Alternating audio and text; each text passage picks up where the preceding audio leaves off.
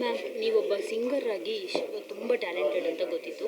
But as A music director ಆಗಿ ಇಷ್ಟೊಂದು talented ಅಂತ ನನಗೆ ನಿಜವಾಗ್ಲೂ ಗೊತ್ತಿರಲಿಲ್ಲ. ತುಂಬ ಖುಷಿ ಆಯಿತು, ನಿಮ್ಮ ಬಗ್ಗೆ ತುಂಬ ಹೆಮ್ಮೆ ಅಂತ ಅನ್ನಿಸ್ತಿದೆ.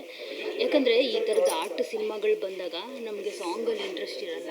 ಸೊ ಎಷ್ಟು ಚೆನ್ನಾಗಿದೆ ಅಂತಂದರೆ ನನಗೆ ಈ ಸಾಂಗ್ನ ಕೇಳ್ತಿದ್ರೆ ನಂಗೆ ಬೇಜಾರೇ ಆಗಲಿಲ್ಲ, ಅಷ್ಟು ಸೊಗಸಾಗಿ ಮೂಡ್ ಥ್ಯಾಂಕ್ ಯು ಬಂದಿದೆ ಸೊ ಸಾಂಗು. ಮಚ್. ಅದರಲ್ಲೂ ಒಬ್ಬ ಮಹಿಳೆ ಈ ಥರದ್ದೊಂದು ಮ್ಯೂಸಿಕ್ ಕಂಪೋಸ್ ಮಾಡಿರೋದು, ಚಾಲೆಂಜಿಂಗ್ ಮ್ಯೂಸಿಕ್ ಕಂಪೋಸ್ ಮಾಡಿರೋದು ನಂಗೆ ತುಂಬ ಖುಷಿ ಆಯಿತು. ಸೊ ಏನು ಹೇಳ್ತೀರಾ ಮ್ಯಾಮ್? ಮೊದಲಿಗೆ ಥ್ಯಾಂಕ್ಸ್. ಅದಕ್ಕೆ ಇದರಲ್ಲಿ ಮೊದಲಿಗೆ ನಮ್ಮ ಥರ ಮಾತಾಡಿದಾಗಲೇ ಬರ್ಗೂರು ಸರ್ ಹೇಳಿದ್ದು, ಇದು ಹಳೆಗನ್ನಡದಲ್ಲಿರುತ್ತೆ, ಇಲ್ಲ ಪದ್ಯಗಳಿರುತ್ತೆ, ಪಂಪನೆ ರಚಿಸಿರುವಂಥ ಪದ್ಯಗಳು. ಅದು ಸುಮಾರು 10 ಶತಮಾನಗಳ ಹಿಂದಿಂದು. ಸೊ ಆವಾಗಿನ ಕಾಲದ ಯಾವ ಥರ ಇರುತ್ತೆ, ಸಿಂಪಲ್ಲಾಗಿ ಟ್ಯೂನ್ ಮಾಡ್ತಾಯಿದ್ದು, ಫೋಕ್ ಸ್ಟೈಲ್ದು ಇರಬೇಕು. ಮತ್ತು ಕೆಲವು ವಾದ್ಯಗಳು ಎಲೆಕ್ಟ್ರಾನಿಕ್ ವಾದ್ಯಗಳನ್ನ ಉಪಯೋಗಿಸ್ದೆ ಏನು ಮಾಡ್ಬೋದು ಅಂತ ಆ ಒಂದು ಸಣ್ಣ ಚಾಲೆಂಜ್ ಇತ್ತು. ಬಟ್ ತುಂಬ ಚೆನ್ನಾಗಿ ಅವರು ಸಪೋರ್ಟ್ ಮಾಡಿದ್ರಿಂದನೇ. ಯಾಕೆಂದರೆ ನಾನು ಹೇಳಿದಾಗೆ ಅದನ್ನು ಹೇಗೆ ಉಚ್ಚರಿಸ್ಬೇಕು ನಮ್ಗೆ ಗೊತ್ತಿರಲ್ಲ, ಹಳೆಗನ್ನಡ ತಪ್ಪಾಗಬಾರ್ದು. ಹಾಗಾಗಿ ಅವ್ರ ಹತ್ರ ಕರೆಕ್ಟಾಗಿ ಆ ಉಚ್ಚಾರಣೆನೆಲ್ಲ ತಿಳ್ಕೊಂಡು ಅದಾದ ನಂತರ ನಾನು ಹಾಡಿ ನಂತರ ಸಿಂಗರ್ಸ್ ಹಾಡಿದ್ರು. ಸೊ ಇದರಲ್ಲಿ ಒಂದು ಸಂಪೂರ್ಣವಾದಂಥ ಹಾಡನ್ನು ರಾಜೇಶ್ ಕೃಷ್ಣನ್ ಹಾಡಿದ್ದಾರೆ. ಇನ್ನೆಲ್ಲ ಉಳಿದ ಮಟ್ಟಗಳ ಥರದ್ದು ಪದ್ಯಗಳದ್ದು ಏನಿದೆ ಅದನ್ನು ಸಂತೋಷ್ ದೇವ್ ಹಾಡಿದ್ದಾರೆ. ರಾಜೇಶ್ ಕೂಡ ತುಂಬ ಖುಷಿಪಟ್ಟರು, ಏಕೆಂದರೆ ಇದು ಸಾಹಿತ್ಯ ವಲಯದಲ್ಲಿ ತುಂಬ ಭಾಳ ಫೇಮಸ್ ಆಗಿರೋ ಲೈನ್, ಮನುಷ್ಯ ಜಾತಿ ತಾನೊಂದೇವಲ್ಲ, ಅದು ಹಾಗಾಗಿ ಅದನ್ನು ಹಾಡಬೇಕಾದ್ರೆ ತುಂಬ ಖುಷಿ ಪಟ್ಕೊಂಡು ಹಾಡಿದ್ರು. ಸೊ ನನಗೂ ಖುಷಿ ಇದೆ, ಇದೊಂದು ಹೊಸ ಬೇರೆ ರೀತಿಯಾದಂಥ ಸಂಗೀತ ನೀಡುವಂಥ ಒಂದು ಅವಕಾಶನ ಬರ್ಗೂರು ಸರ್ ಅವ್ರು ಕೊಟ್ಟರು ಅಂತ. ಅವರ ಸಿನಿಮಾಗಳದ್ದು ಇದು 8ನೇ ಸಿನಿಮಾ ನಾನು ಸಂಗೀತ ಮಾಡ್ತಾ ಇರೋದು. ಸೊ ಟೋಟಲ್ ಇದು 12ನೇ ಸಿನಿಮಾ ನಂದು. ಹಾಗಾಗಿ ಅವ್ರ 25ನೇ ಸಿನಿಮಾ, ಬರ್ಗೂರರ 25ನೇ ಸಿನಿಮಾದಲ್ಲಿ ನಾನು ಸಂಗೀತ ನೀಡುವಂಥ ಅದೊಂದು ಬೇರೆಯೇ ಖುಷಿ. ಮ್ಯಾಮ್, ಎಷ್ಟು ಚಾಲೆಂಜಿಂಗ್ ಆಗಿತ್ತು ನಿಮಗೆ ಈ ಒಂದು ಸಂಗೀತ ಕಂಪೋಸ್ ಮಾಡಬೇಕಿದ್ರೆ? ಯಾಕಂದರೆ ನಾನು ನೋಡ್ತಾ ಇರ್ತೀನಿ, ಇದು ಪ್ರೊನೌನ್ಸಿಯೇಷನ್ ಮಾಡೋದೇ ಕಷ್ಟ. ಮನುಷ್ಯ ಜಾತಿ ತಾನೇ ಬಲಂ ಅನ್ನೋದು ಹೇಳ್ಬೋದು, first line, second line, third line ಪದ್ಯಗಳು ನಮ್ಗೆ ಅರ್ಥನೂ ಆಗ್ತಿರಲ್ಲ ಒಂದು. ಸೊ ಅಷ್ಟು ಹಳೆಗನ್ನಡ, ಸೊ ಅದೆಲ್ಲ ಎಷ್ಟು ಚಾಲೆಂಜ್? ಇಲ್ಲ, ಅದು ಚಾಲೆಂಜಿಂಗ್ ಆಗಿತ್ತು. ಅದನ್ನು ಬಹಳಷ್ಟು ಸುಲಭ ಮಾಡಿಕೊಟ್ಟಿದ್ದು ಬರ್ಗೂರು ಸರೇ. ಅದನ್ನು ಹೇಗೆ ಪ್ರೊನೌನ್ಸ್ ಮಾಡಬೇಕು, ಉಚ್ಚಾರಣೆಗಳು ಹೇಗಿರಬೇಕು, ದೀರ್ಘ ಎಲ್ಲಿ ಬರಬೇಕು, ಎಲ್ಲಿ ಕಟ್ಟಾಗಬೇಕು. ಯಾಕೆಂದರೆ ಮುಂದಿನ ಸಾಲನ್ನ ಹಿಂದಕ್ಕೆ ತೊಗೊಳಕ್ಕಾಗಲ್ಲ. ಹಾಗಾಗಿ ಎಲ್ಲಿ ಕಟ್ಟಾಗಬೇಕು, ಎಲ್ಲಿ ಶುರುವಾಗಬೇಕು, ಮತ್ತು ಅದರ ಅರ್ಥ, ಸಂಪೂರ್ಣವಾದಂಥ ಪದ್ಯದ ಅರ್ಥ ಏನಿದೆ, ಎಲ್ಲಿ ಅದನ್ನು ಉಪಯೋಗಿಸಿದ್ದಾರೆ, ಮತ್ತು ಸಿನಿಮಾದಲ್ಲಿ ಎಲ್ಲಿ ಉಪಯೋಗ ಆಗುತ್ತೆ, ಇದಿಷ್ಟರದ್ದು ವಿವರಣೆ ಅವ್ರು ಕೊಟ್ಟಿದ್ದರು.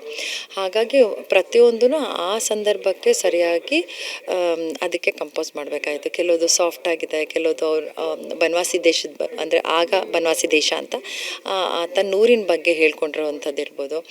ಮತ್ತು ಕರ್ಣನ ಬಗ್ಗೆ ಹೇಳ್ಬೇಕಾದ್ರೆ ಅದು ಸ್ವಲ್ಪ ರೋಷ ಆ ಥರದ್ದು ಇರ್ಬೋದು. ಮತ್ತು ಯುದ್ಧದ ಸಂದರ್ಭದಲ್ಲಿ ಹೇಳುವಂಥದ್ದೇ ಬೇರೆ ರೀತಿಯಾಗಿ.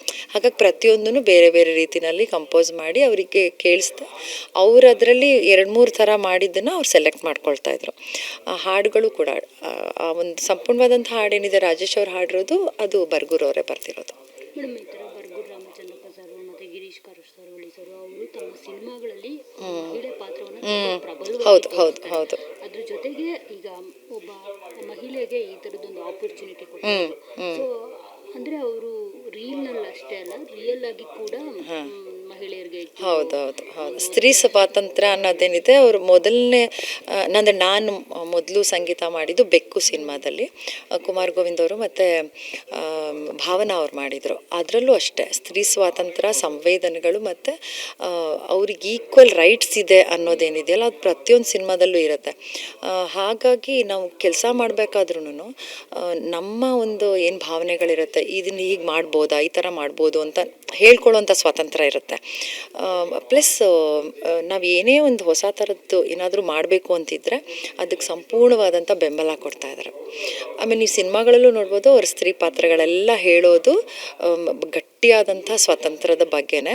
ಮತ್ತು ಈ ಸಿನಿಮಾದಲ್ಲಿ ಸ್ಪೆಷಲಿ ಈಗ ಪಂಪನ ಹೆಂಡತಿ ಜಕ್ಕಲೆ ಪಾತ್ರ ಏನಿದೆ, ಸಂಪೂರ್ಣವಾಗಿ ಅವನ ಜೊತೆನಲ್ಲಿ ಇರ್ತಾಳೆ. ಅಂದರೆ ಇಡೀ ಸಿನಿಮಾದಲ್ಲಿ ಅವರ ಎಲ್ಲ ನಿರ್ಧಾರಗಳಿಗೆ, ಅವ್ರದ್ದೆಲ್ಲ ಥರದ ಮಾತುಗಳಿಗೆ, ಏನೇ ಡಿಸಿಷನ್ ತಗೊಳ್ಳೋವಂಥದ್ದು ಇರುತ್ತಲ್ಲ, ಅಲ್ಲಿ ಅವಳಿರ್ತಾಳೆ, ಆ ಪಾತ್ರ ಇರುತ್ತೆ. ಅಂದರೆ ಗಂಡನಿಗೆ ಹೆಂಡತಿ ಎಷ್ಟು ಮುಖ್ಯ ಅಂದರೆ ಅವನ ನಿರ್ಣಯಗಳಲ್ಲಿ ಮತ್ತು ಬರೀ ಮನೇಲಿ ಅಷ್ಟೇ ಅಲ್ಲ, ಹೊರಗಡೆ ಅವ್ನು ಕೆಲಸ ಮಾಡೋದ್ರಲ್ಲೂ ಯಾವ ರೀತಿಯಲ್ಲಿ ಪತ್ನಿ ಸಾಥ್ ಕೊಡಬೇಕು, ಯಾವ ಥರ ಅವಳು ಇರಬೇಕು ಅನ್ನೋದನ್ನು ಪಾತ್ರದ ಮೂಲಕ ಹೇಳಿದ್ದಾರೆ.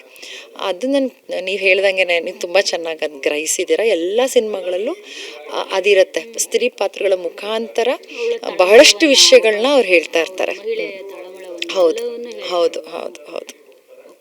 Thank you thank you so much. Thank you.